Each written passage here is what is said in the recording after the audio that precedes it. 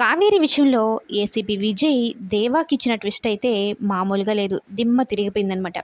కావేరి, ఉష ఒక్కరు కాదు, ఇద్దరు వేరు.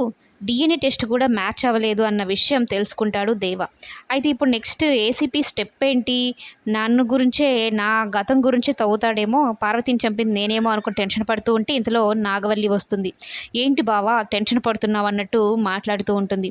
అదేం లేదులే అన్నట్టు చెప్తాడు. నేను చెప్పాను కదా కావేరి, ఉష ఒక్కరు కాదని, నేను చెప్తే విన్నావా? అయినా ఎవరైతే ఏముంది బావా, ఈ నాగవల్లితో పెట్టుకుంటే ఎవరినైనా సరే చంపేస్తానని అయితే చెప్తూ ఇక ఉషను కూడా చంపేయాలని అనుకుంటారు.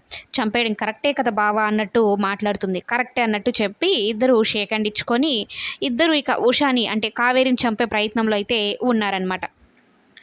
ఇక దేవా గురించి అసలు విషయం తెలుసుకుంటాడు సత్యం. సత్యం తెలుసుకొని కావేరిని జైలు పాలు చేసింది ఈ దేవ అలాగే బాలరాజ్ కాబట్టి అని బాలరాజ్ మీదకి గొడవకి వెళ్తాడు. దేవ ఎక్కడున్నారో చెప్పు, వాడిని చంపేస్తాను అంటాను.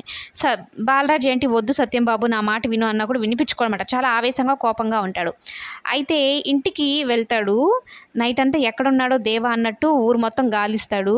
అయితే ఇంటికి వెళ్ళిన తర్వాత కావేరి సత్యంని చూసి ఏంటి అన్నయ్య కంగారుగా ఉన్నాడని హడావిడిగా దిగడం కాలు బెనుకుతుందనమాట. తన సొంత చెల్లి అని తెలుసుకున్న సత్యం బాబు కాలు బెనికింది అని చెప్పగానే తల్లడిల్లిపోయి కాలుని తీసుకొని తన ఒళ్ళో పెట్టుకొని కాలుని మర్దన చేస్తాడనమాట. అది చూసిన సరళకైతే ఒళ్ళు మండిపోతూ ఉంటుంది. ఈ పిల్ల ఎక్కడిదిరా బాబోయ్, నా మాకు తగులుకుంది, ఒక ఆమె పోయింది అనుకుంటే మళ్ళీ ఈమె చెల్లిలా దాపరిచ్చింది. ఆ కావేరిని ఎలా చూసుకున్నాడో ఈయన ఇంత ప్రేమ పెంచేసుకొని ఈవిడ మీద ఇలా చూసుకుంటున్నాడు.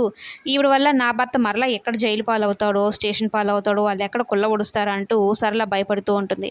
ఇక కావేరి తన అన్నయ్య చూపిస్తున్న ప్రేమను చూసి తట్టుకోలేకపోతుంది. నేనంటే ఎంత ఇష్టం అన్నయ్య అనుకుంటూ లోపలనే బాధపడుతూ ఉంటుంది. ఇప్పుడు కావేరి, ఉష అని అందరికీ నిజం తెలిసిపోయింది. చిన్నికి కానీ బాలరాజు ఆల్మోస్ట్ అందరికీ తెలుసు. ఒక సత్యం బాబు కూడా తెలుసుకున్నాడు.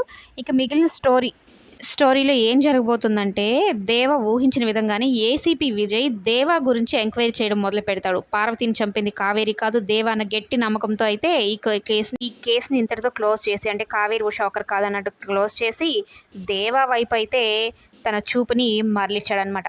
తర్వాత ఏం జరగబోతుందో నెక్స్ట్ ఎపిసోడ్లో చెప్పుకుందాం.